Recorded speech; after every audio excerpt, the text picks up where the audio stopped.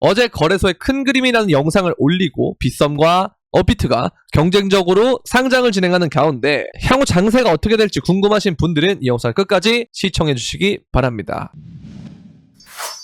네, 안녕하세요. 끝판왕입니다. 오늘도 구독과 좋아요, 알림 설정, 그리고 댓글까지 부탁드리겠습니다. 자, 보시면 오늘 워낙마켓에 업비트가 아스타를 상장을 하고요. 빗썸은 이 퓨처니스트라는 에이스라는 코인을 상장을 합니다. 근데 제가 업비트의 아스타에 대한 내용은 지난 영상에서 말씀드렸는데요. 보시면 UDC 2023 맥타 중에 워낙마켓 상장 안 돼 있는 애들이 순차적으로 워낙마켓에 상장을 할 것이다, 그런 얘기를 말씀을 드렸는데요. 지금 그 중에 하나가 뭐냐면 아스타입니다. 오늘 상장하는 아스타죠. 그래서 오늘 아스타를 보게 되면 여기서부터 거의 뭐 한 2배 가까이 올랐거든요. 그쵸? 보시면 그래서 댓글이나 멤버십 채팅방이나 더 넘게 올랐네요. 보니까 뭐 제가 방송이나 영상에서 전부 다 강조드렸던 것이 이제 아스타였죠. 그리고 오늘 아이오텍스가 오르는 것 역시도 아직 얘는 워낙마켓 상장이 안 되기 때문에 향후 UDC 메타를 봤을 때 상장이 유력하다라고 생각해서 사는 거라고 생각이 됩니다. 그리고 그 문빔이 처음에 이렇게 올랐었는데요. 얘는 이제 아스타랑 똑같이 폴카닷에서 그 크라우드론 파라체인을 했던 그런 놈이기 때문에 거기에 맞춰서 일종의 커플링으로 되는 경우다. 그래서 여러분들이 추후에 아스타가 원화 상장을 하고 뭐 아이오텍스나 문빔 이런 애들이 만약에 추후에 아스타가 상장을 한 뒤에 오르면 얘네들도 같이 커플링의 형태로 향후에 묶일 가능성이 있다라고 여러분들 인지를 해주시면 될 것 같아요. 그래서 일본 애들이 지금 좀 무섭다, 기세가 무섭다라는 말을 제가 방송 영상에서 정말 자주 해드렸는데, 아스타나 뭐 오아시스 같이 이런 애들이 있다라고 제가 말씀드렸잖아요. 그 중에 하나가 이제 아스타였고 오늘 상장을 했고, 얘는 UDC 메타도 언급을 드렸고, 그 다음에 방송에서도 꾸준히 일본 메타로 제가 언급을 드렸기 때문에 이제 그 아랍이랑 묶이는 것 중에서 오아시스나 뭐 아스타가 있다, 그리고 리플이 있다, 이렇게 말씀드렸는데, 그쵸? SBI랑 파트너십하고 그럴 때 있죠. 공동 투자한다 그러고 막 그럴 때 거기에서 이제 아스타가 제가 묶일 거라 말씀드렸는데, 일단은 여러분들 아스타 수익을 보신 분들은 전부 축하드리고, 그게 아니신 분들이어도 오늘 영상을 보시고 아스타를 사라는 것이 아니고 추후에 아스타나 이런 애들 올랐을 때 어떤 식으로 메타가 진행되는지, 그리고 업비트 UDC 메타에서 아이오텍스나 이런 애들은 아직까지도 BTC 마켓에서 넘어가지 않았다는 거, 그리고 이런 애들도 향후에 워낙마켓 상장 가능성이 유력한 코인 중에 하나다라고 보시면 될 것 같아요. 그러나 이제 그 아스타가 상장한 건 상장한 거지만 문제는 제가 계속 말씀드렸던 이 비트코인의 수렴을 이탈했기 때문에 얘는 이제 추가적인 조정이 올 수 있다라는 말씀을 제가 방송에서도 드렸고 텔레그램에서도 계속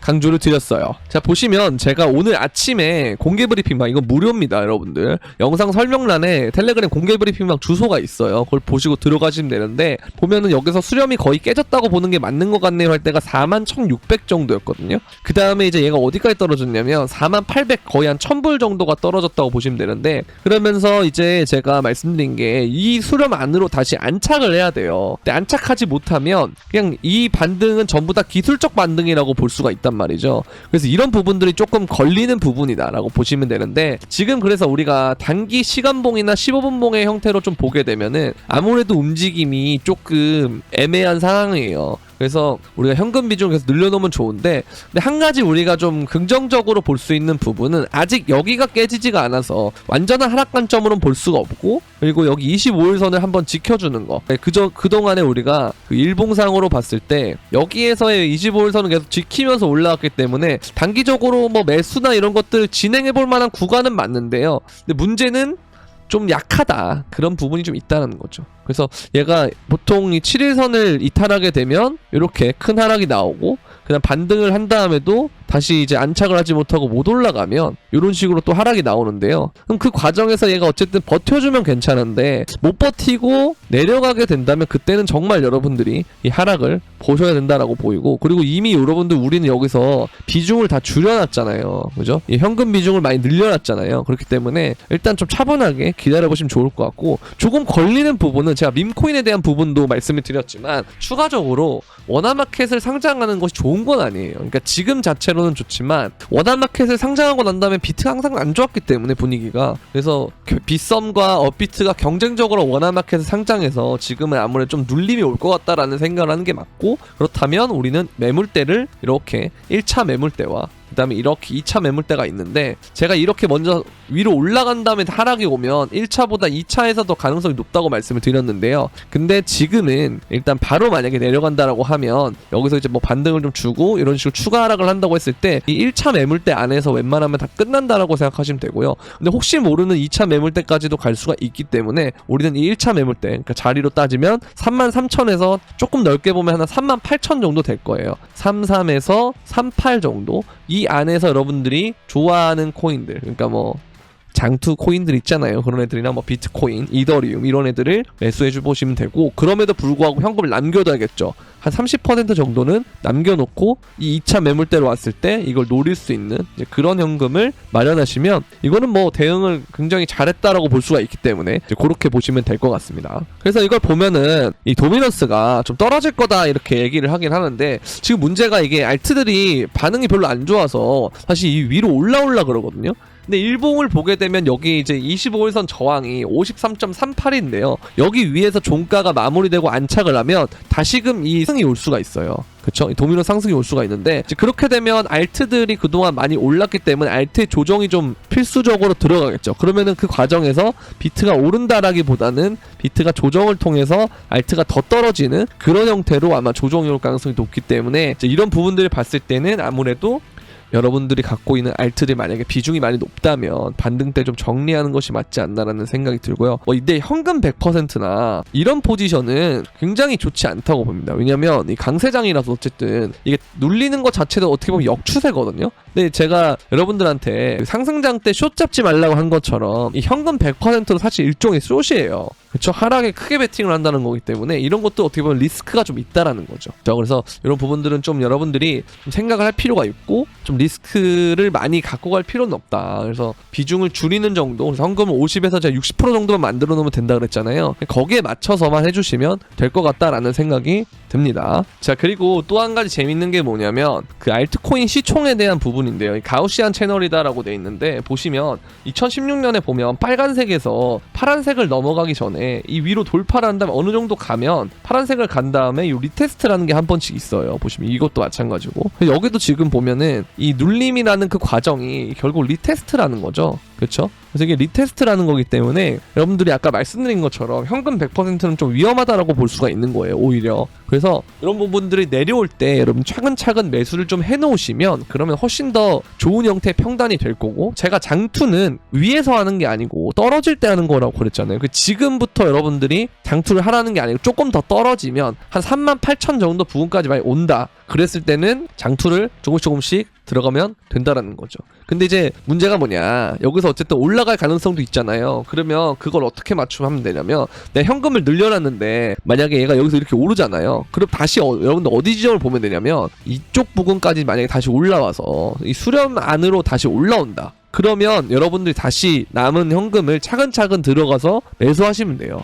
그러니까 그냥 계속 멍 때리는 것도 답은 아니거든요. 그래서 내가 리스크 관리를 해서 하락을 피해서 설사 이걸 올라서 좀 더 비싸게 산다고 하더라도 이 과정들 자체가 여러분들의 나중에 큰 하락을 피할 수 있는 그런 방법이 되기 때문에 이 습관을 잘 잡아두시는 게 중요해서 이 과정들을 해주시면 될 것 같고, 항상 뭐든지 움직임을 맞춘다라고 생각하면 안 돼요. 이 사람이 움직임을 다 맞추면 좋겠지만 그게 쉽지 않거든요. 그래서 내가 뭐 맞춘다 이런 거에 집중하다기보다는 움직임에 내가 대응할 수 있는 포지션을 항상 생각하는 거, 그게 가장 중요하다고 저는 생각이 됩니다. 자, 그리고 보면은 이 크립토 유동성이 되게 재밌는데요. 보면 항상 유동성이 되게 지금 줄어드는 거였거든요. 0보다 밑에 있잖아요, 지금. 근데 이 순간부터 늘어나고 있어요. 그래서 보통 이런 게 한번 늘어나면 계속 이게 추세가 이런 식으로 더 커지면서 올라가기 때문에 이게 상승장 사이클이었거든요. 그래서 이런 부분들을 우리가 봤을 때는 이게 이더를 제외한 사이클이기 때문에 이게 점점 올라가면은 추후에 조정은 좀 주겠지만 조정 준 다음에 다시 위로 올라갈 가능성이 매우 높다라는 거죠. 그래서 이 구간의 조정 구간에 제가 이제는 이런 거는 장투를 좀 봐도 된다라고 말씀을 드려서 계속 이때부터 경고를 드린 거예요. 이때 여러분들이 자꾸 오르니까 장투 종목 뭐가 좋냐고 자꾸 막 댓글 달고 채팅으로도 막 실방 때 말하고 그래가지고 지금은 정말 위험하다라는 말씀을 드렸잖아요. 여러분들이 제가 이 가격이 낮을 때 알트코인을 말씀드렸을 때는 별 관심이 없다가 지금 관심을 갖는다는 건 오히려 이게 단기 고점일 수도 있다는 생각을 해야 된다라는 말씀을 드렸단 말이에요. 그래서 지금 저는 오히려 이게 조금 더 떨어지고 38,000 밑으로 떨어진다 그러면 현금을 갖고 있는 걸 가지고 제가 말씀드렸죠. 장투할 때다. 그때는. 그래서 그때부터는 조금씩 담으면서 장투 코인들을 할 거고 제가 거기에 맞는 코인들도 추천을 해드릴 거니까 추천이라기보다는 어쨌든 리스트업을 해드릴 테니까 여러분들 그때만 좀 기다리셔라 라고 말씀을 드렸어요. 그러니까 이런 부분들을 잘 생각을 해보면 되게 재밌는 일들이 많이 일어나니까 조금만 더 여러분들이 여유를 갖고 오히려 현금 갖고 있으면 되게 급해지거든. 떨어지면 진짜 너무 좋아서 빨리 사고 싶다 생각 드는데 그것마저도 내가 좀 참아가는 연습을 했으면 좋겠다라는 생각이 듭니다. 이제 그렇게 보면 되겠고요. 자, 그리고 마찬가지로 이걸 보면 뭐 얘가 이제 되돌림을 준다고 그랬을 때 이 정도까지 떨어질 수 있다 이런 얘기를 하는 건데 이 가능성이 이제 이 사람은 20% 정도를 보는 거예요. 그죠? 35,000 정도를 보는 거니까. 근데 여기서 이제 어느 정도 조정이 나온 다음에 이렇게 올라가는 가능성도 있다라는 거죠. 그래서 요걸 보면 아까 말씀드린 대로 수렴 안으로 다시 들어오게 되면 제가 매수를 조금씩 할 거라고 그랬죠. 근데 그게 들어오지 않는 이상은 이 추가적으로 하락의 가능성을 보는 게 맞다라고 말씀을 드렸기 때문에 이런 시나리오들 여러분들이 좀 대응을 하면 좀 괜찮지 않을까라는 생각이 든다라는 겁니다. 자, 그리고 넥슨이 NFT 중심 블록체인 게임 생태계 메이플스토리 유니버스에 대한 비전을 제시했다라고 하는데요. 이게 보면은 메이플스토리 유니버스에서 NFT 아이템 발행을 탈중화할 거다 이렇게 돼 있어요. 그래서 개발진이 생태계 운영에서 손을 떼고 생태계 기여자들이 주체적으로 활용할 수 있는 NFT 게임 생태계를 구축하겠다. 이게 사실 추후에 게임 메타가 오면 웹3가 정말 다른 웹3로 게임이 다 옮겨져 올 거예요. 미래에는. 근데 그거의 하나의 예시가 이제 이렇게 되는 거예요. 개발진이 운영을 떼는 거죠. 그러니까 운영을 뗀다는 말은 어떤 버그나 이런 그 패치 같은 거는 개발진이 하되 안에 인플레이션이라던가 이런 것들은 생태계 참여자들이 제안하고 변경하고 이런 식으로 하는, 그리고 주체적으로 활동할 수 있는 NFT 이런 것들이 만들어가는 그런 상황이 되는데요. 근데 되게 재밌는 세상이 될 겁니다. 그리고 이 게임 자산끼리 여러분들이 이제 그 거래를 하는 게 우리가 이제 아이템 매니아나 이런 걸로 이제 우리가 거래를 했었잖아요. 근데 이게 아니고 그냥 이제 이걸 NFT로 하게 되면 그 자산 형태로 우리가 만들어줄 수 있는 거기 때문에 이것끼리 교환이 지금은 가능을 하죠. 코인을 이용을 하면. 그래서 이런 세상이 앞으로 올 거다. 그래서 게임 안에서 왔다 갔다 할 수 있는 그런 형태로 될 거다. 그래서 어떤 네트워크라는 그런 포맷이 표준만 있다면 게임끼리도 자산이 왔다 갔다 하고 캐릭터도 왔다 갔다 하고 그런 시대가 올 가능성이 있다라는 겁니다. 그래서 향후에 우리가 이 매스 어댑션이라는 측면에서 봤을 때 그 유스 케이스로 굉장히 유망한 분야 중에 하나가 게임이라고 보거든요. 그래서 이런 애들은 24년 혹은 25년 이럴 때 좀 더 각광을 받지 않을까라는 그런 생각을 하고 있습니다. 자, 그리고 지난주에 디지털 자산 투자 상품에 대한 그 12주 만에 유출을 됐대요. 그래서 1600만 달러가 순유출이 됐는데 보시면 비트코인에서도 많이 빠지고 이더리움 빠지고 멀티 에셋에서 빠지고 라이트코인 빠지고 다 빠졌는데 그 와중에 에이다나 리플 그 다음에 다른 코인들 그 다음에 솔라나는 좀 들어왔다라는 거 그렇게 보면 될 것 같아요. 그래서 얘네들은 뭐 일단 조금씩 유입이 되고 있는데 이건 또 재밌는 경우긴 하지만 어쨌든 비트코인 떨어지면 아까 도미넌스가 오른 상태에서 비트코인 떨어진다는 것은 알트들의 방어력이 약해진다는 뜻이거든요. 그래서 알트들은 좀 조심해야 된다 라고 그렇게 말씀드릴 수 있을 것 같습니다. 그리고 이제 이 과정에서 김프가 좀 빠지는 그 경험을 좀 하실 겁니다. 그래서 완전히 다 빠지거나 역프가 되거나 그러진 않을 건데 만약에 한 33K나 이런 데 오면은 35K나 그런 데 오면 그때 이제 김프가 한 1에서 2% 정도까지는 좀 되지 않을까라고 개인적으로는 생각을 하고 있는데 어쨌든 그러한 상황이 오면 여러분들 다시 매수하면 되는 거예요. 전혀 뭐 겁낼 거 없고 시장만 안 떠나면 됩니다. 제가 진짜 하락장 때 너무 마음 아팠던 게 뭐냐면 어차피 이건 사이클이고 다시 돌아올 건데 제가 진짜 이 하락장 때부터 계속 진짜 여러분들한테 뭐라고 말씀드렸냐면 떠나지 마라. 이거 다 좋은 경험이고 이걸 다 봐야 우리가 계속 자생력이 생기고 살아남을 수 있다라고 그랬는데 어차피 다 들어온다 그랬어요. 제가 나중에 오르게 되면 지금도 거의 들어오면서 김프가 생기잖아요. 그것처럼 다 들어오게 돼 있습니다. 그래서 여러분들 이번에 만약 조정 오는 것도 제가 영상과 방송에서 계속 설명드리는 게 떠나지 마시고 경험해야 돼요. 계속 느껴야 돼요. 왜 현금 비중 평소에 들고 있어야 되는지, 이런 급락대만 잘 잡아도 왜 개수가 많이 늘어나는지 이런 것들을 경험해봐야 한다는 거예요.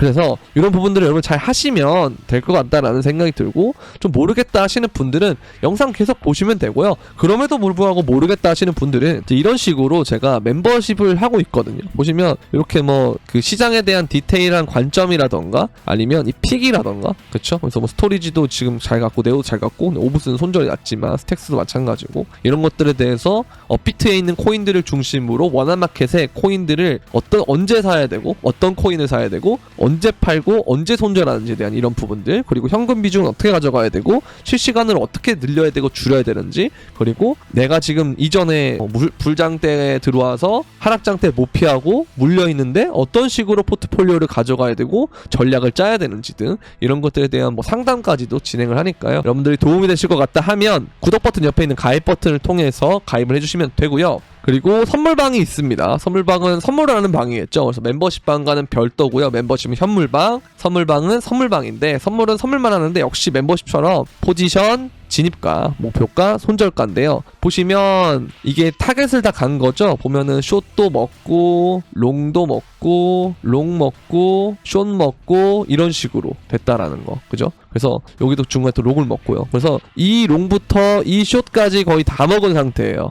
그래서 여러분들이 대응을 하는데 좀 어렵다, 내가 선물 매매를 하고 있는데 이번 장이 너무 어렵고, 요때도 마찬가지로 저는 롱만 쳤거든요. 그러니까 추세를 바탕으로 하지만 중간중간에 역추세를 잡는 거, 이렇게 매매를 하는데, 여기에 맞춰서 여러분들이 좀 괜찮다 싶으신 분들은 영상 설명란에 있는 선물방 가입 신청 링크를 통해서 가입을 신청해 주시면 되니까요. 거기에 맞춰서 여러분들이 해주시면 될 것 같습니다. 자, 오늘은 여기까지 하도록 하겠고요. 도움이 되셨다면 구독과 좋아요, 알림 설정, 그리고 댓글까지 부탁드리면서 그럼 안녕.